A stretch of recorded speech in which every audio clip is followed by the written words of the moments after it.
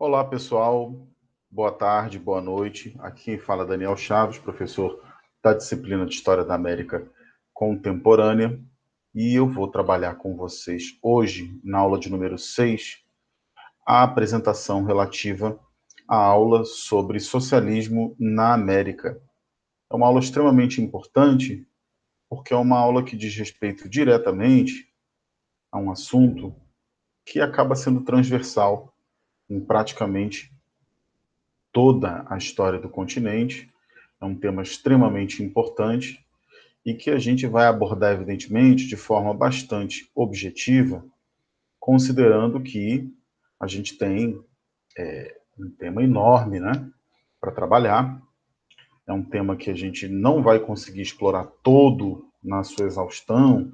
na aula, mas é perfeitamente possível, por outro lado, que a gente consiga, de fato,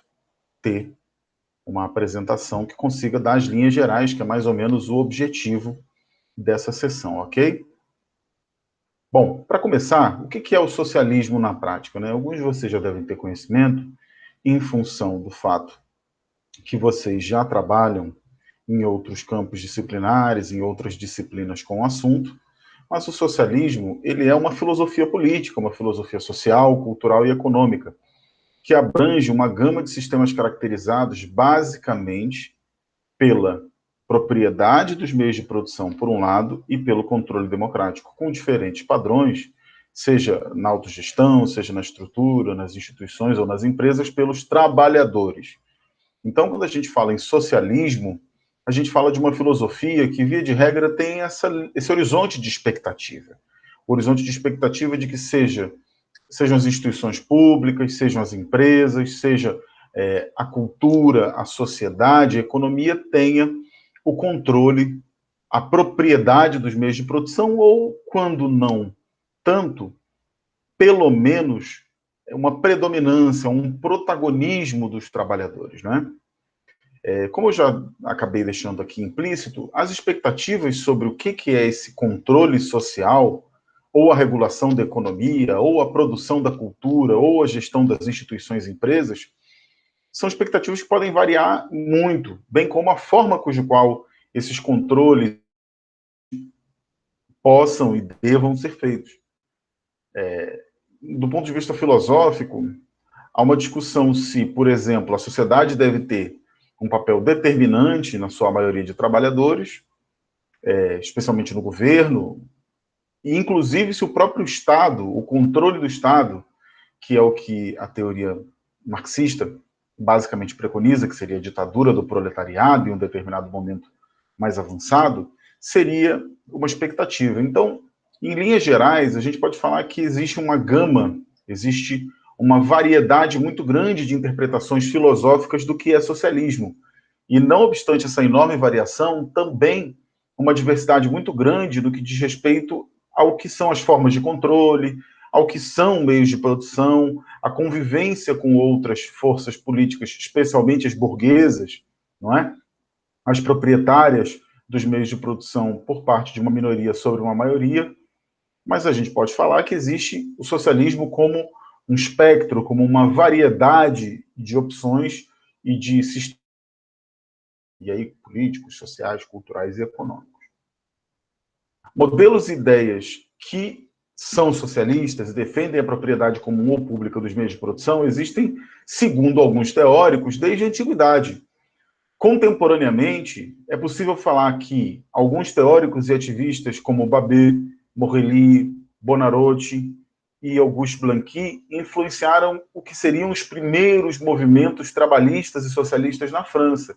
Então, para a gente fazer um recorte dentro do que é a história contemporânea, alguma coisa próxima da Revolução Americana, da Revolução Haitiana, da Revolução Francesa, das revoluções atlânticas, como a discussão contemporânea aponta, mostram que, imediatamente após a ascensão do republicanismo, surgiram formas,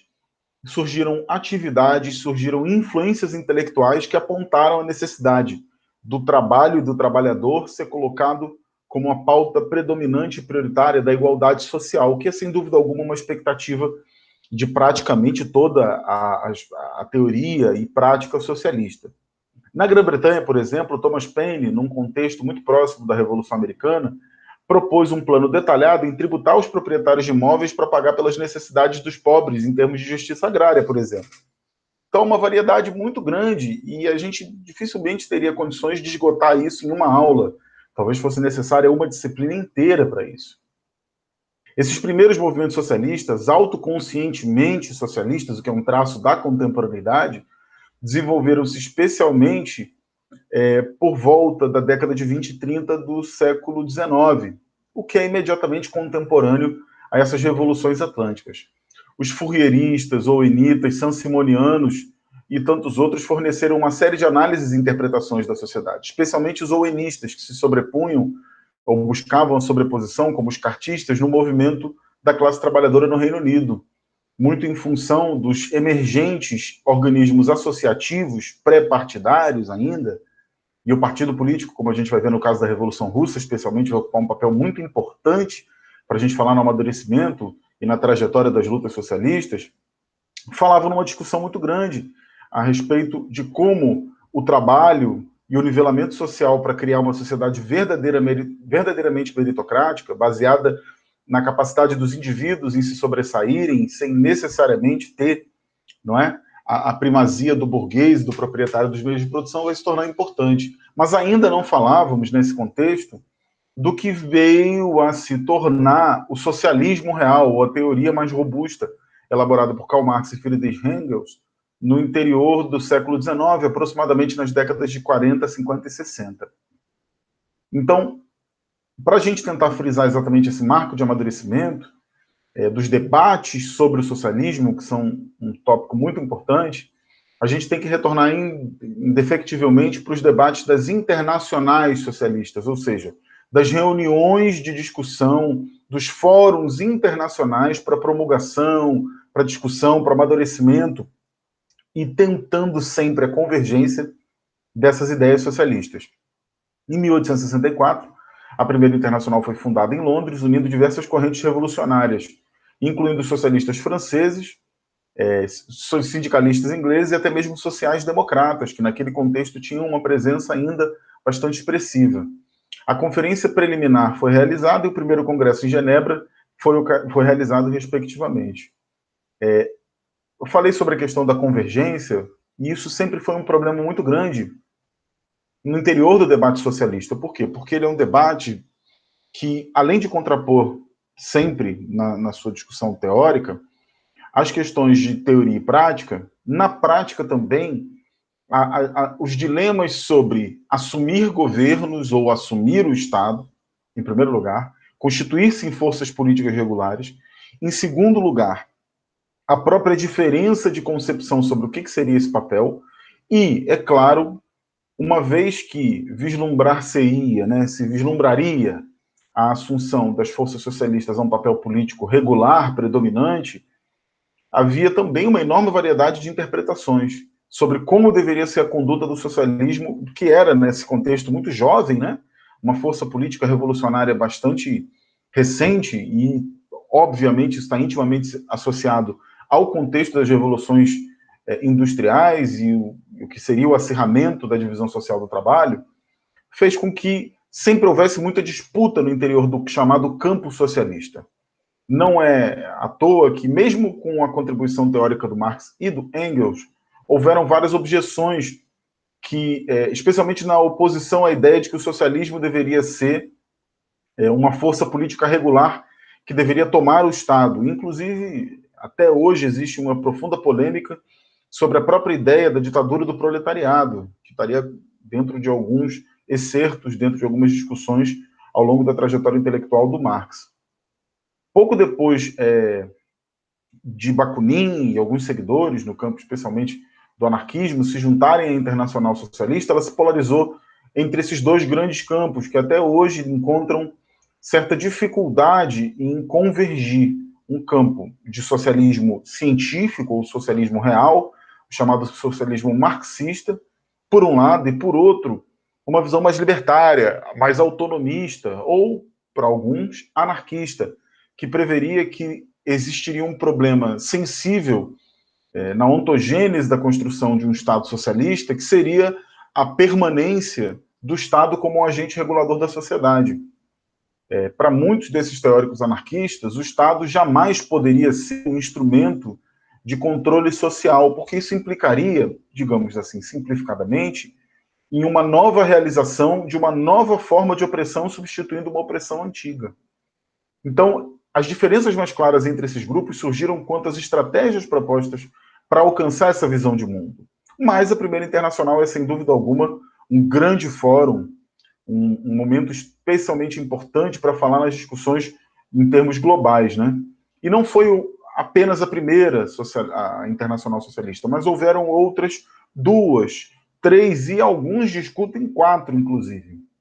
Na medida em que as ideias do Marx e do Engels foram ganhando aceitação, especialmente na Europa Central, os socialistas buscaram se unir em torno de uma organização internacional para buscar justamente a expansão do socialismo para além das fronteiras do Estado. Mesmo com essa iniciativa, ainda assim subsistia na época e subsiste até hoje, uma profunda polêmica no que diz respeito a como, uma vez ocupando papéis de predomínio, seja por protagonismo ou por convivência, dos socialistas no interior das organizações do Estado, como isso deveria acontecer e poderia ser convergente ou ir na direção da verdadeira liberdade da classe trabalhadora. Então, quando em 1889 a Segunda Internacional é fundada, com delegados de mais de 20 países, representando centenas de organizações sindicais e socialistas, foi criado o termo mais preciso Internacional Socialista, e o Engels foi um dos colaboradores mais importantes da teoria marxista, foi eleito presidente honorário já nesse terceiro congresso. As internacionais, elas acabam se tornando muito mais parecidas com grandes ondas de debate do que com eventos, tá? O melhor caminho para interpretar o papel das internacionais é como essas reuniões acabam se tornando espaços de diálogo e de debate para discutir as tendências do socialismo, e não necessariamente reuniões tão formais, apesar de sim reuniões formais fazerem parte dessa história. A Segunda Internacional marca a acentuação do racha entre marxistas e anarquistas, e em algum momento tem se argumentado que a Segunda Internacional efetivou esse campo de batalha da questão do socialismo libertário contra um socialismo autoritário. É uma discussão inconclusa e profundamente polêmica até hoje, como eu venho dizendo. Bom, é importante notar que na virada do século XX, um pouco antes, né, é difícil a gente precisar quando um século vira, mas aproximadamente no 1900, vamos chamar assim, em alguns lugares do mundo, começam a surgir os movimentos trabalhistas. Então, na Austrália, o Chris Watson se tornou o primeiro-ministro do Partido Trabalhista Australiano, tornando-se o primeiro socialista eleito democraticamente, algo importante. Nessa mesma década, no território do protetorado inglês na Palestina, alguns imigrantes judeus russos criam o primeiro kibbutz, né? Então, o movimento kibbutz que se expandiu dentro de uma vertente muito, muito peculiar do socialismo sionista, de um socialismo meio nacionalista de esquerda judeu, visando a construção de um espaço de convívio para o povo judeu na região da Palestina, ainda distante das polêmicas do Tratado de Balfour de 1848, quando cria-se o Estado de Israel e no ano seguinte inicia-se o conflito israelo-árabe. A gente vai ter um movimento muito interessante que merece muita atenção da história, que é esse movimento dos kibbutz, de comunidades autossustentáveis e cooperativas, muito próximas, inclusive, desse cooperativismo europeu, na discussão do que seria um socialismo, no que seria a região do Levante, né? Que a gente chama equivocadamente de Oriente Médio, um termo colonialista. O termo mais apropriado é a região do Levante, aproximadamente ao norte da Arábia Saudita, até aproximadamente o sul da Turquia, que seria essa região. Uma região que até hoje, devido à intervenção do imperialismo, especialmente britânico e francês, é uma região profundamente confusa geopoliticamente. O trabalhismo britânico, para a gente continuar mostrando esses exemplos, também assumiu pela primeira vez cadeiras na Câmara dos Comuns na Grã-Bretanha. E foi formado, já nos 1900, uma espécie de comissão socialista internacional, né? Uma espécie de conferência de Berna do socialismo, para tentar gerar condições para ressuscitar o debate da Segunda Internacional. No caso da América Latina, que nos importa muito, o Partido Socialista Argentino é o primeiro registro histórico de um partido socialista, nesse sentido, filosófico do que a gente aqui está denominando socialismo, liderado por Juan Rusto e Nicolás Repetto, entre outros intelectuais, né? Foi a primeira iniciativa de massas no país que revelou que seria possível a gente ter um socialismo na América Latina, ainda profundamente incipiente. Aqui no Brasil, não estou datando exatamente porque isso é um campo muito próximo da história do Brasil, mas como uma consequência direta da Revolução Russa de 1917, foi criado no Rio de Janeiro, mais especificamente na cidade de Niterói, o Partido Comunista Brasileiro, em 1922, que é o primeiro partido formalmente, ou digamos assim, formalmente, de esquerda no Brasil. Um partido comunista que tem uma trajetória super importante para a gente falar sobre as lutas populares e a questão das oposições políticas, especialmente aos regimes de exceção, né? Ditadura Vargas, ditadura militar no Brasil. Bom, vamos falar um pouquinho da Revolução Russa, porque ela é muito importante. Em fevereiro de 1917, explodiu essa revolução na Rússia, em que camponeses, soldados e trabalhadores urbanos, em sua maioria esmagadora, camponeses e soldados, especialmente pelo descontentamento com a conduta dos Romanov durante a Primeira Guerra Mundial, que a Rússia levou um piau, né? Estabeleceram esses conselhos, que seriam chamados soviéticos, com a queda da monarquia e a instituição, em fevereiro, de um governo provisório que teria a responsabilidade em gerar uma constituição nova. Até porque, naquele contexto, também é um tema muito mais próximo de história contemporânea do que de América contemporânea, a Rússia era um país quase semi-absolutista, né? Então a gente pode dizer que 1917 é um ano de duas revoluções, ou dois momentos revolucionários na Rússia. O primeiro, em 17, quando cai a monarquia, e começa um período que tenta ser de transição, até que em outubro, ou novembro, depende do calendário, e já que o russo é diferente, eles usam o calendário, existe a discussão do calendário juliano e gregoriano, né? Ao golpe dentro da Revolução, um golpe de Estado, sem nenhuma conotação pejorativa aqui, tá, gente? Por favor, o golpe de Estado é uma ocorrência política regular ao longo da história das revoluções contemporâneas, mas a facção bolchevique de socialistas na Rússia, liderada por Vladimir Lenin, e que era conhecido por profundas e controversas visões expansivas do marxismo, quando ele retorna do exílio, ele toma a frente, Lenin, que era um intelectual muito expressivo na época, e também uma liderança muito carismática, observou que seria incapaz, com o desenvolvimento e a complexidade do capitalismo, que os trabalhadores permanecessem apenas passivamente ou vegetativamente criando condições de consciência de classe, porque eles estariam, evidentemente, trabalhando em condições até muito mais agressivas do que nas décadas seguintes, quando as leis trabalhistas emergiram na Europa e no resto do mundo como uma consequência direta da crise de 29. Então o Lenin, quando embarca na Revolução Russa, que começa em fevereiro e tem um ponto importante de explosão em outubro ou novembro, depende do calendário, ele propôs que essa revolução deveria ter uma liderança de vanguarda partidária capaz de relação a tal consciência de classe, que é algo tão importante, tão caro para o pensamento marxista. Então, o Lenin, ele cria, além de ser um ativista muito importante, né, é o pai da Revolução Russa, digamos assim, ele também é um intelectual extremamente expressivo no que diz respeito à ideia de que o Partido Comunista, e não mais os socialistas como uma frente difusa, deveriam concentrar esforços para, em um primeiro momento, burocratizar a luta socialista, e em um segundo momento, criar as condições para que um instrumento popular, ou, como a gente chama hoje contemporaneamente, um partido político, liderasse esse processo. Então, a gente, para frisar aqui, tá? Essa revolução tão importante, talvez a mais importante das revoluções de esquerda ao longo do século XX, a Revolução Russa, ela foi também chamada de Revolução de 17, sendo duas. A primeira, em fevereiro ou março, depende do calendário, em que derruba-se o governo imperial, e a segunda, que coloca os bolcheviques no poder e inicia uma guerra civil, em que os bolcheviques, como a continuidade do golpe de Estado, buscam a supressão das divergências políticas no interior do socialismo, o que foi algo, sem dúvida alguma, absolutamente polêmico e até hoje gera um reforço nas alegações, tanto no interior do campo da esquerda como na própria direita, sobre o quanto o comunismo seria intrinsecamente um movimento de opressão. Essa é uma discussão que eu acho que não cabe, não me interessa aqui, porque mereceria uma atenção também muito mais específica do que apenas o que a gente está fazendo. A Revolução Russa, sem dúvida alguma, gerou o primeiro experimento massivo e robusto do comunismo como não mais uma filosofia, ou o socialismo não mais como uma filosofia, mas como uma política de Estado, uma política econômica, um modelo de governo.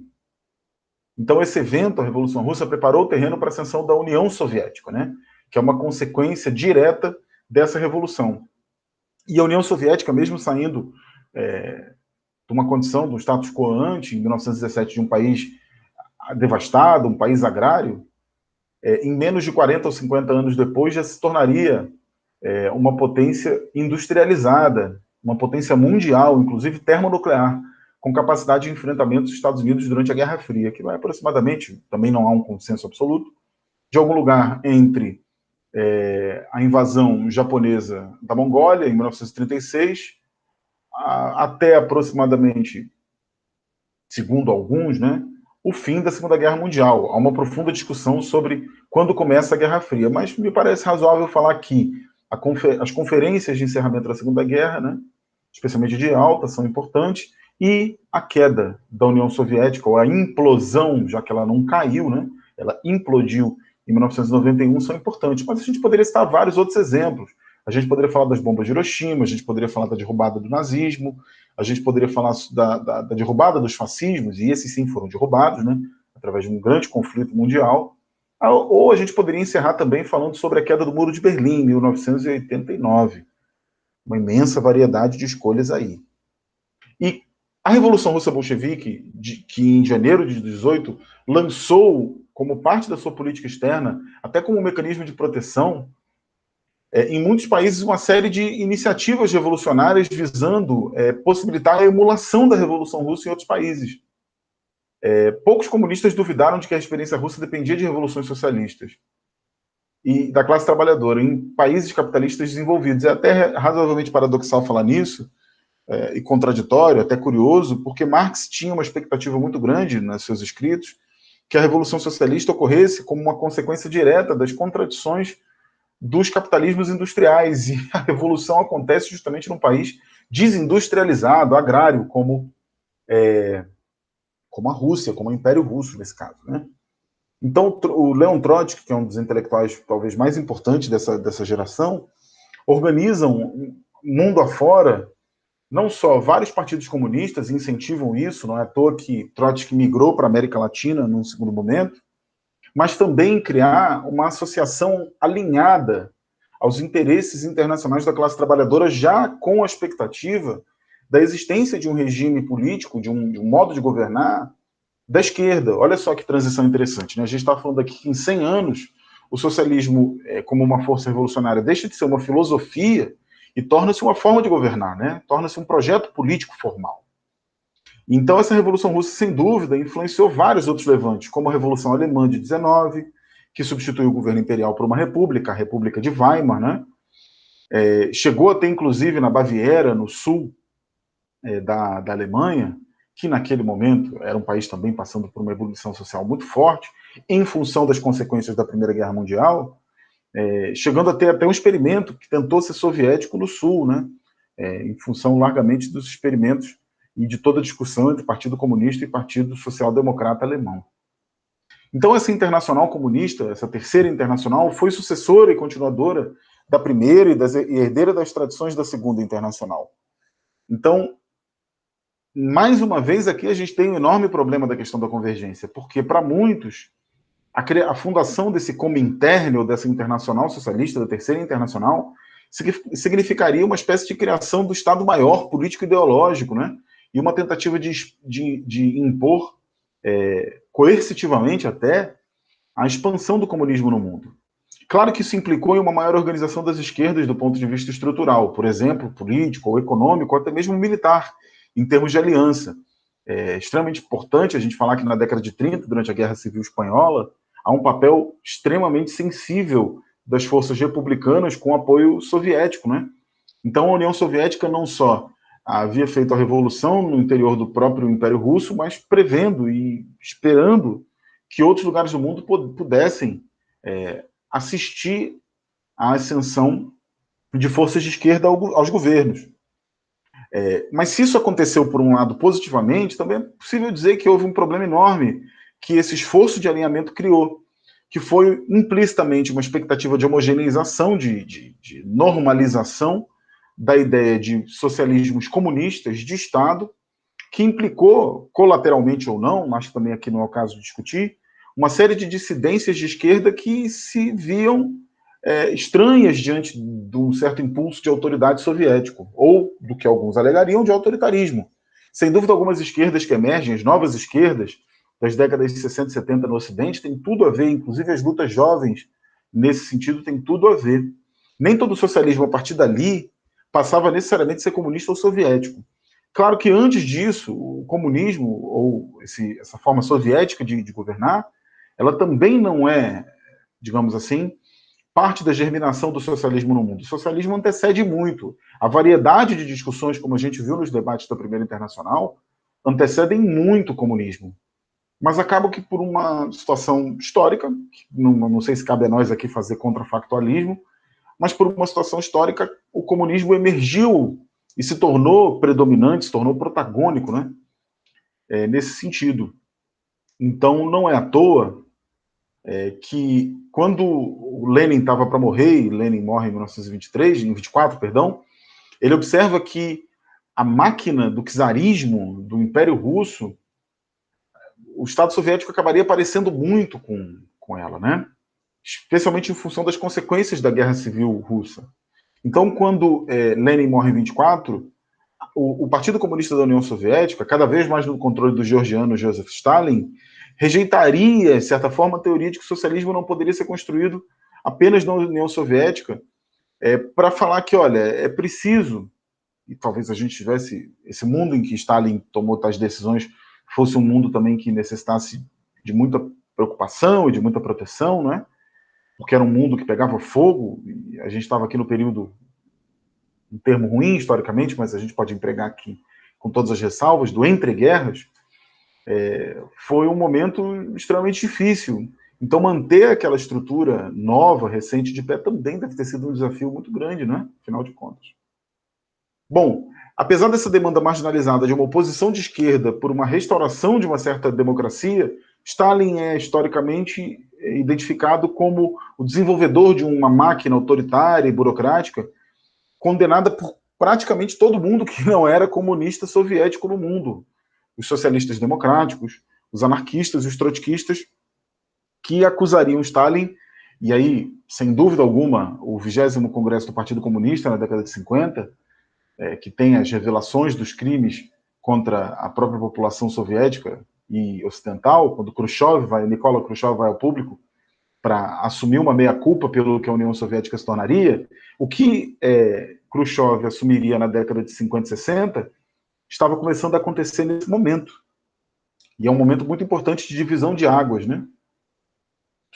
Essa questão da divisão de águas é interessante porque, se por um lado, até aproximadamente os anos 30 e 40, especialmente no contexto da Segunda Guerra Mundial, digamos de 20 a 40 do século XX, falar em comunismo de Estado significaria falar em União Soviética, a partir da década de 50, isso começou a mudar. Por quê? Porque a região, hoje conhecida como China continental, né, passou por uma guerra de libertação, um conflito liderado pelo Partido Comunista Chinês, que havia passado por uma cisma, que passaria, na primeira metade do século XX, por uma cisma com o Partido Comunista Soviético. Em larga medida, isso pode ser explicado não só por diferenças ideológicas, mas por questões geopolíticas, né? Em que o Partido Comunista chinês, que tem muito de nacionalismo, apesar de brigar também, de rachar com os nacionalistas chineses, a gente vai ver isso já já, o Mao Tse-tung, como uma liderança, ele rapidamente identifica os russos como uma certa, e isso é interessante, como uma certa forma de obstáculo ao papel que milenarmente o Estado chinês tinha no leste da Ásia. Então é muito interessante notar que, para além de questões ideológicas, há também, e começa a se instalar no interior das discussões sobre socialismo e comunismo, uma discussão de ordem geopolítica. E isso é natural, porque, afinal de contas, a gente está falando de uma forma de governo que acaba tendo que se acomodar no sistema internacional. E é impossível que a gente relacione ideais num sistema complexo como a geopolítica do século XX, global, sem falar em geopolítica e sem falar em nacionalismo, sem falar em questões de áreas de influência. Então, esse Partido Comunista Chinês, fundado em 21, durante o movimento 4 de maio, em que Mao Zedong ou Tse-tung, eu deixei as duas grafias porque há várias, afinal de contas, os ideogramas, o idioma chinês, o mandarim, né, ele não é ocidental, então a gente está fazendo aqui apenas traduções ou emulações do que seria o idioma. Em 1920, o Mao Tse-tung dá início a esse processo. E após um lento crescimento inicial e uma aliança com o Kuomintang, que era o Partido Nacionalista Chinês, muito importante, né, para falar da Revolução Chinesa do século XX, no início do século XX, que também mereceria uma aula inteira sobre isso. Apesar desse lento crescimento e dessa aliança, na década de 20 e 30, há um racha entre o nacionalismo e o comunismo chinês. E isso leva a um conflito que fez com que os comunistas tomassem a direção das marchas para o campo, né? Que foi algo extremamente importante, identifica o chamado maoísmo como uma corrente interpretativa do comunismo muito próxima da ideia de que a mobilização da classe trabalhadora deve ocorrer a partir da plataforma do campesinato para a ocupação de espaços estratégicos de influência da maioria da população, e aí, obviamente, a composição demográfica e territorial da China faz toda a diferença, né? Para a gente poder falar sobre exatamente como o Partido Comunista Chinês começa a tomar o campo para tomar as cidades e tomar o poder no interior desse processo revolucionário. Então, a partir dessas marchas no campo, em 49, Mao Tse-tung proclama oficialmente a fundação da República Popular da China, que seria uma república comunista, né? Na Praça da Liberdade, a Praça Tiananmen, em Pequim, ou Beijing, vai depender da tradução também, e aproximadamente 2 milhões de refugiados simpatizantes do nacionalismo, além de vários soldados que se viram derrotados, recuaram para a ilha de Taiwan, uma enorme ilha que fica no litoral chinês, pela liderança de um outro personagem extremamente importante na história chinesa, que é Chiang Kai-shek. Depois disso, acabou ainda sobrevivendo na região do sul, perto de Cantão, uma certa resistência aos comunistas, mas que foi dispersa. E com isso, isso é muito interessante porque gerou um fenômeno, o recuo do Chiang Kai-shek e do partido Kuomintang, além de alguns refugiados, que se viram, enfim, insatisfeitos ou oprimidos pelo novo governo comunista chinês, fizeram com que se criasse o que existe até hoje, que são, entre aspas, duas Chinas. A China comunista, a continental, né, que tem aquela bandeirinha vermelha com as estrelas, e uma outra China, uma China que se auto-intitula China Democrática. Então a gente teria a RPC, a República da China Popular, e a República Democrática da China, ou Taiwan, que, em função de um contexto geopolítico ali da região do Sudeste Asiático, extremamente complexo, né, especialmente pela eclosão da Guerra da Coreia,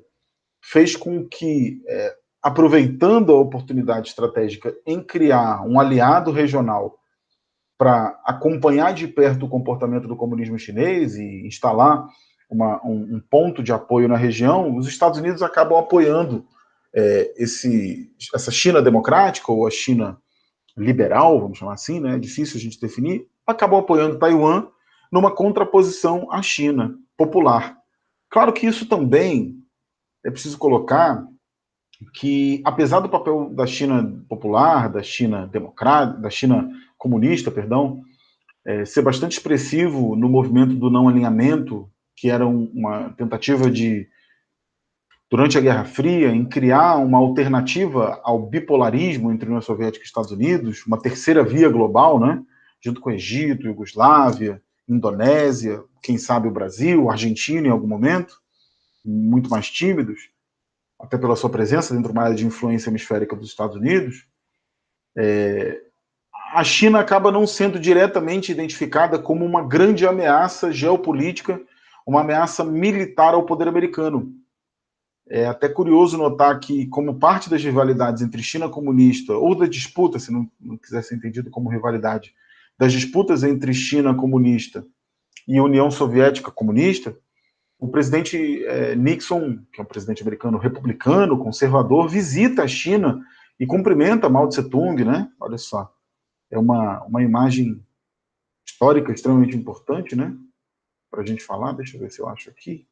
Não coloquei no slide. Não... Aqui, olha, está aqui.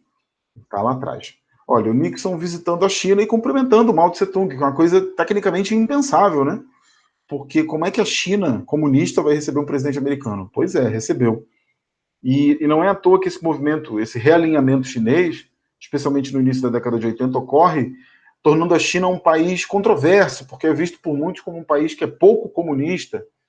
já que quando Deng Xiaoping assume o secretariado-geral do Partido Comunista Chinês em 79, Xiaoping cria um projeto que são as zonas econômicas exclusivas, em que o Estado chinês geraria condições para que a iniciativa privada estrangeira pudesse se instalar e se aproveitar de condições produtivas favoráveis. Quer dizer, como se a gente tivesse um capitalismo de estimação dentro da China comunista. Muito complicado, né? Por isso que eu disse, a história contemporânea da China merece talvez uma disciplina inteira para a gente poder estudar. Para voltar para a América Latina e entrar mesmo no que nos importa, a gente sabe que, com o conhecimento de história da América independente, aproximadamente entre 1804 e 1825, todos os países independentes da América Latina foram estabelecidos, que a gente conhece hoje, com exceção do Panamá, de Cuba e da República Dominicana, que foram conquistaram sua independência posteriormente, né? São independências tardias, especialmente a panameia e a cubana. E aí é interessante notar o surgimento, logo em seguida, de partidos, do finalzinho do século XIX, de partidos socialistas democráticos, isso é, partidos que estiveram ideologicamente, com vários graus do que é ideologicamente, alinhados com os partidos da chamada Segunda Internacional Socialista, que existiram em muitos dos países latino-americanos. Os mais antigos datam das últimas décadas do século XIX, com uma ou duas exceções. Esses primeiros partidos socialistas democráticos não se transformaram em grandes partidos. Uma boa explicação para isso é a predominância da Terceira Internacional e a implantação ou a inseminação de diversos partidos comunistas, né? Além disso, nas últimas décadas desse século, o grupo de países socialistas, de partidos, perdão, socialistas democráticos, como um todo, tenderam a diminuir de importância. A maioria acabou perdendo influência nesse movimento trabalhista, que acabou tendo uma predominância muito grande dos sindicatos, das associações, né, populares ou das ligas camponesas, e acabou sendo ocupado pelos partidos comunistas. Esses socialistas estavam entre os primeiros grupos políticos a tentar representar os novos interesses do desenvolvimento econômico moderno, ou melhor dizendo, contemporâneo aqui, né? Particularmente representando uma classe trabalhadora urbana que já se encontrava interessada em melhorar as condições sociais de cada país que estava vivendo. Embora houvesse um conjunto de socialistas utópicos nativos no início do século XX, eles não deixaram nenhuma organização permanente na América Latina. Então dá para dizer que a primeira onda na América Latina de socialismos utópicos ou socialismos à la Europa não vingou muito. Durante os anos 50 e 60, vários desses partidos socialistas democráticos tenderam a se converter, geralmente com algum grau filosófico de marxismo-leninismo, a um patamar de maior protagonismo. E isso, evidentemente, encontrou uma série de fricções e de fraturas dentro do que é o contexto da Guerra Fria, que definitivamente,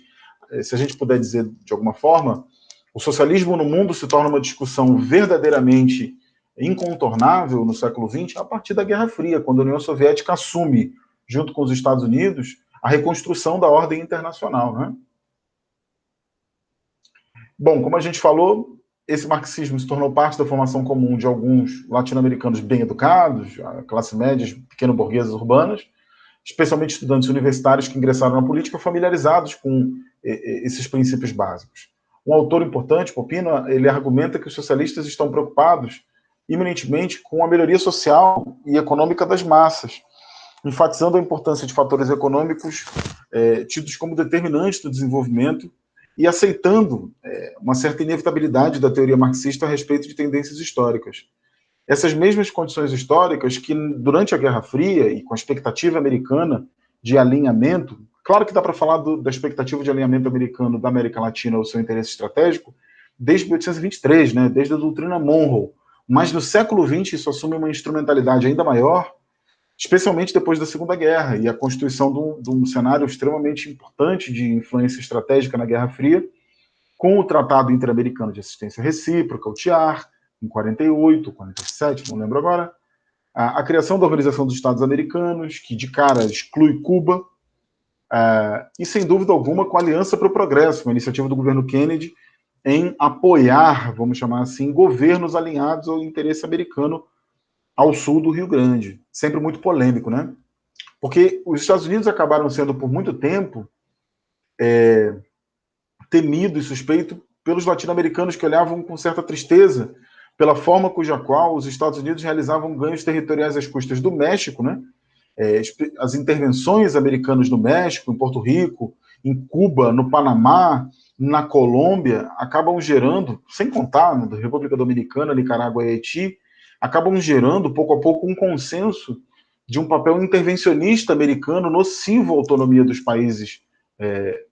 hispanohablantes, ou até mesmo do Brasil, né? Então isso geraria condições para uma certa antipatia, que acabava resvalando e se tornando ainda mais acentuada durante a Guerra Fria no continente. E aí, para a gente falar em algumas antíteses a isso, que eu acho que são pontos históricos para a gente tomar conhecimento, o primeiro, talvez o mais importante deles, né, no início do século, foi a Revolução Mexicana, que foi uma revolução que incluiu uma sequência de lutas armadas, que durou aproximadamente 20 anos, entre 1910 e 1920,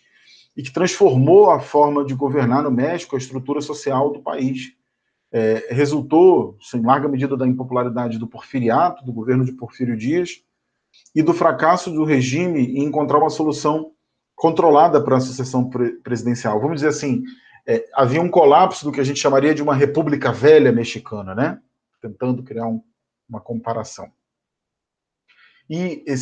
essa luta pelo poder entre elites rivais acabou gerando condições para uma insurreição agrária extremamente importante, que trouxe várias mudanças sociais. Em primeiro, os dirigentes do porfiriato perderam o poder político, apesar de manter a propriedade sob sua posse, a propriedade dos grandes meios de produção, e a classe média começou a entrar na administração pública, fazer parte do jogo político. Por outro lado, embora a proporção entre a população rural e urbana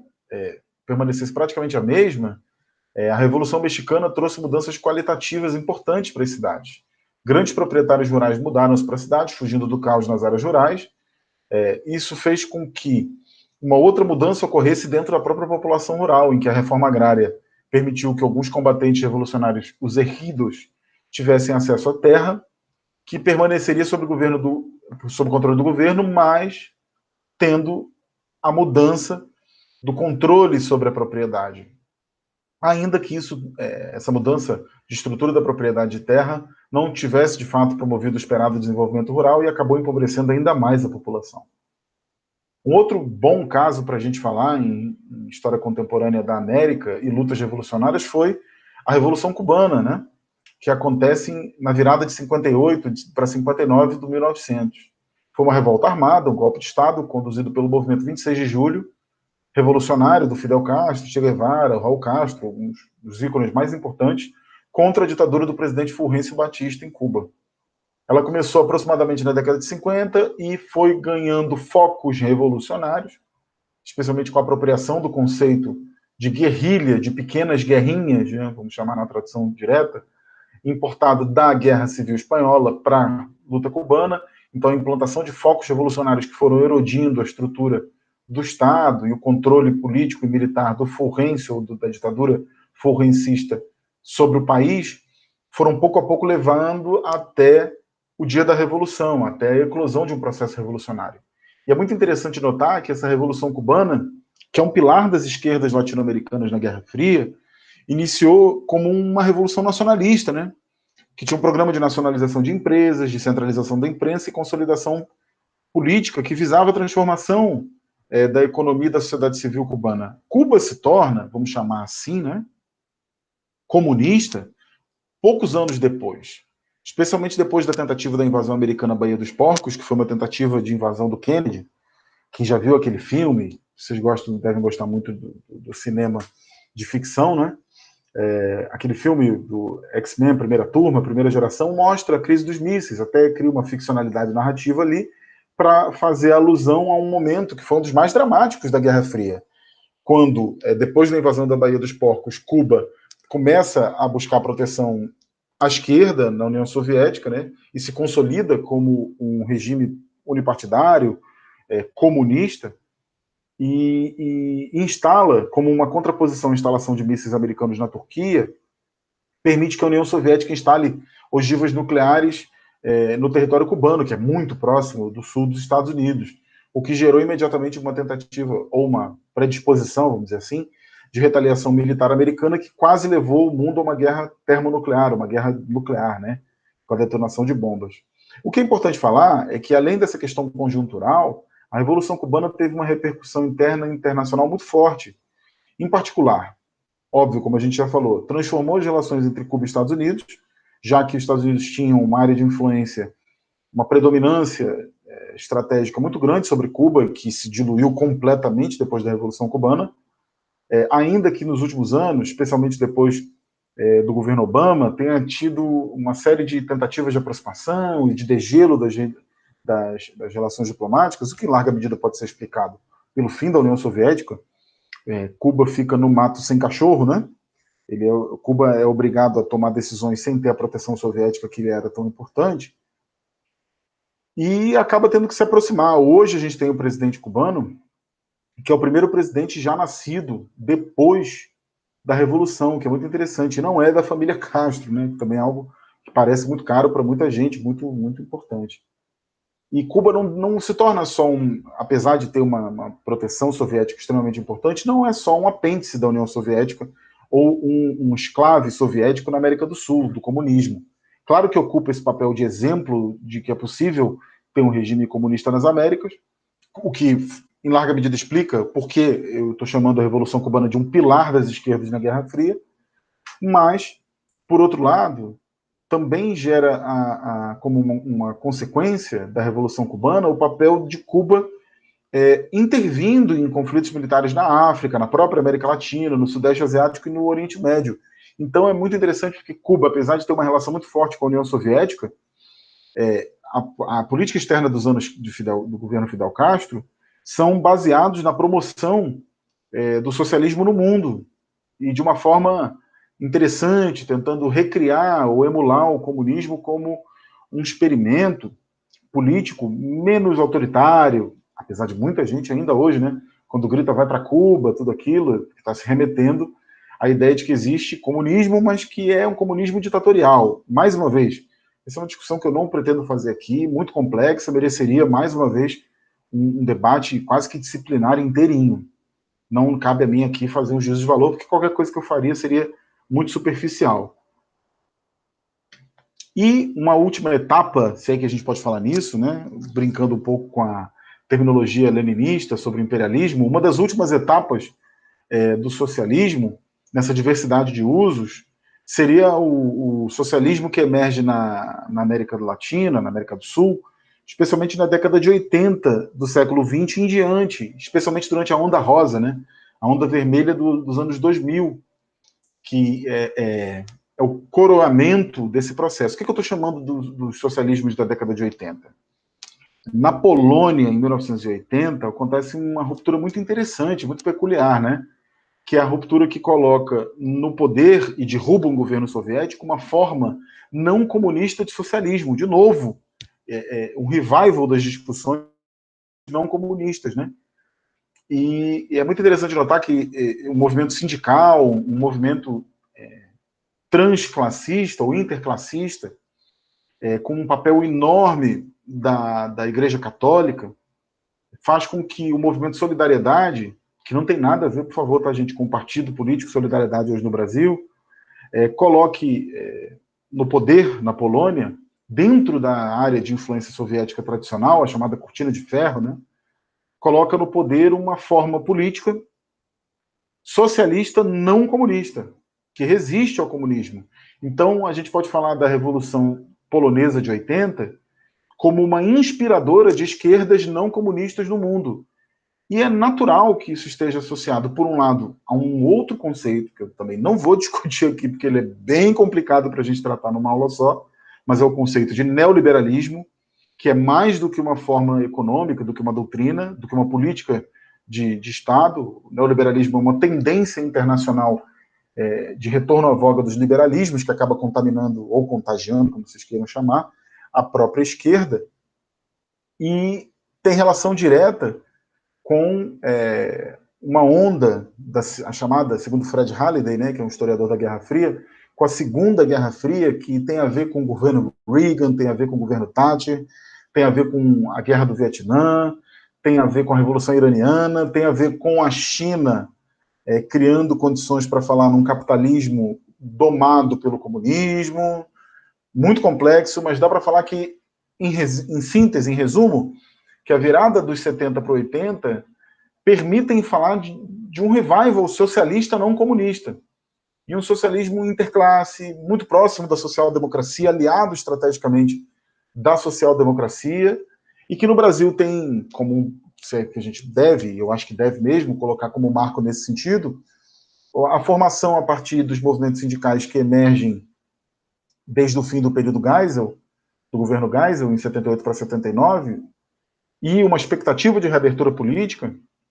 Os sindicatos se unem em um instrumento político chamado Partido dos Trabalhadores do Brasil, né? Que é um partido muito parecido com o Solidariedade, de alguma forma, o papel das comunidades eclesiais de base, o papel dos sindicatos, o papel do interclassismo, da relação pragmática com a social-democracia, com um socialismo que não quer ser ditadura do proletariado, em síntese, né? E esse Partido dos Trabalhadores, que surge em 79, 80 aproximadamente, em 2000 vai se tornar, na década de 2000, juntamente a uma onda, como eu falei, a onda rosa, que tem esse sujeito que está aqui com a foto, que eu separei, um sujeito extremamente importante para falar nas esquerdas contemporaníssimas da América Latina, que é o Hugo Chávez, que em 98 assume o governo venezuelano, e começa a proliferar na região uma variedade enorme de formas de governo, plurais, inclusive, desde o indigenismo boliviano até o socialismo social-democrata chileno, ao justicialismo ou kirchnerismo de esquerda na Argentina, a Frente Ampla Uruguaia e tantos outros que a gente puder citar, para falar dessa onda rosa, de uma onda de governos de esquerda liberais, próximos da social-democracia, simpáticos ao altermundialismo, né, a relações globais sul-sul, e que alguns advogaram, especialmente Hugo Chávez, que foi presidente venezuelano por muitos anos, e um dos seus principais intelectuais, o Heinz Dieterich, falava que existia um socialismo possível no século XXI, que era um socialismo diferente. E dá para dizer que, numa brincadeira com o termo leninista sobre o imperialismo, tá? Apenas a título de xiste aqui, de humor, a gente está falando sobre um socialismo que vislumbrou uma possibilidade de sobrevivência na América Latina do século XXI. Então é muito interessante notar que esse experimento mais recente, antes da onda conservadora que tomou o continente, depois da crise financeira de 2008, foi um dos experimentos globais mais importantes. E a América Latina, sim, teve um papel estratégico na trajetória histórica do socialismo. E essa, acho que é a grande contribuição dessa discussão. É observar que, apesar de um movimento que ocorreu às margens das discussões sobre socialismo e comunismo ao longo do século XX, no alvorecer, no início do século XXI, né, especialmente depois da Guerra Fria, do governo Bush, e tudo que cerca a intervenção americana no Levante, no Oriente Médio, como alguns chamam, houve um espaço interessante para um experimento socialista na região. E deve ser usado nas discussões do tempo presente como um ponto de referência, um pivô extremamente importante para a gente poder falar nas discussões sobre o que são os avanços democráticos na região. Ok, pessoal? Com isso eu encerro essa sessão, uma sessão bastante introdutória, mas que tentou dar conta desse conteúdo da melhor forma possível. Falou, pessoal. Um grande abraço, boa tarde, bom dia, boa noite a todos e a gente se vê. Tchau, tchau.